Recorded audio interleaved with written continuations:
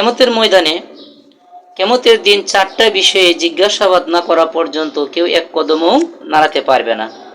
1 number বিষয় হলো জীবন কিভাবে কাটিয়েছো। 2 নাম্বার বিষয় হলো যৌবনকাল কিভাবে কাটিয়েছো।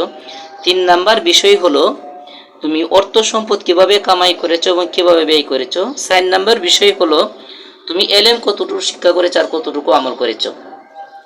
এই 4টা বিষয় সম্পর্কে প্রত্যেকটা মানুষকে জিজ্ঞাসা করা হবে। এই কিয়ামতের দিন এই 4টা বিষয়ে মানুষকে জিজ্ঞাসা করা হবে। এই পৃথিবীতে কিছু সংখ্যক মানুষ আছে যার জীবনটাকে অবৈধভাবে অন্যায়ভাবে কাটায়, আর কিছু মানুষ আছে যারা জীবনটাকে বৈধভাবে কাটা, আল্লাহ এবং আল্লাহ রাসূলের প্রদত্ত বিধান অনুযায়ী জীবনযাপন করে, জীবনকে ব্যয় করে।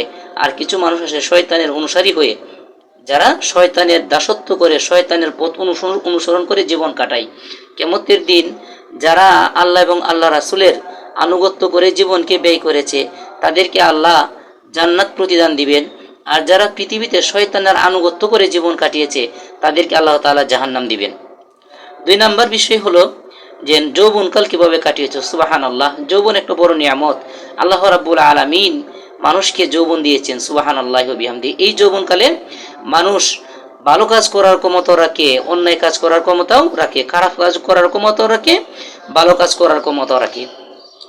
এক হাদিসের মধ্যে এসেছে রাসূলুল্লাহ সাল্লাল্লাহু আলাইহি ওয়াসাল্লাম বলেছেন, যারা যৌবনকালে দাসত্ব করে কিয়ামতের দিন যখন আরশের ছায়া ব্যতীত কোনো ছায়া থাকবে না, আল্লাহ তাআলা তাকে আরশের ছায়া নিচে ছায়া দিবেন। সুবহানাল্লাহি ওয়া বিহামদিহি।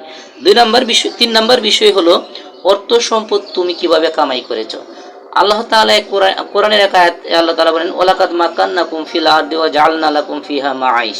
পৃথিবীতে আল্লাহ তাআলা মানুষ সৃষ্টি করে ওই জীবিকা উপার্জনের অনেক উপকরণ আল্লাহ তাআলা পৃথিবীতে সৃষ্টি করেছেন। এই পৃথিবীতে অনেক বৈধ উপকরণও আছে, জীবিকা উপার্জনের অর্থাৎ রুজি রোজগার করার অনেক বৈধ মাধ্যমও আছে এবং অনেক অবৈধ মাধ্যমও আছে।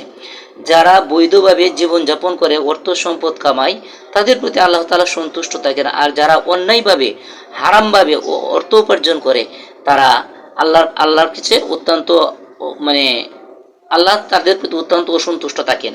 যারা বৈধভাবে অর্থ কামান তাদের প্রতি আল্লাহ সন্তুষ্ট থাকেন, আর যারা অবৈধভাবে অর্থ সম্পদ কামান তাদের প্রতি আল্লাহ তাআলা অসন্তুষ্ট থাকেন। আর টাকা তুমি কিভাবে কামাইছো, টাকাগুলো দিনের জন্য তুমি ব্যয় করেছো না তুমি অন্যান্য ব্যভিচারের কাজে ব্যয় করেছো, সেই বিষয়ে তোমাকে প্রশ্ন করা হবে।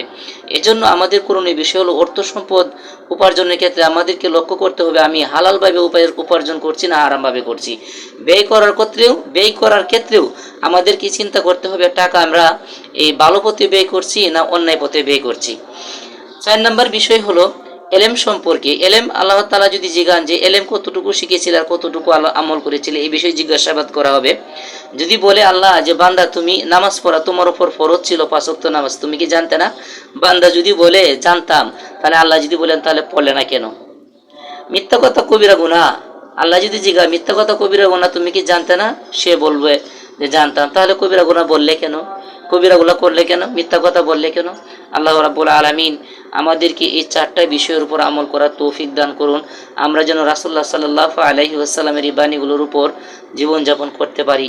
কারণ হাসরের ময়দানে কোনো সঙ্গী সাথী থাকবে না, মানুষের আমলই হবে সঙ্গী। আল্লাহ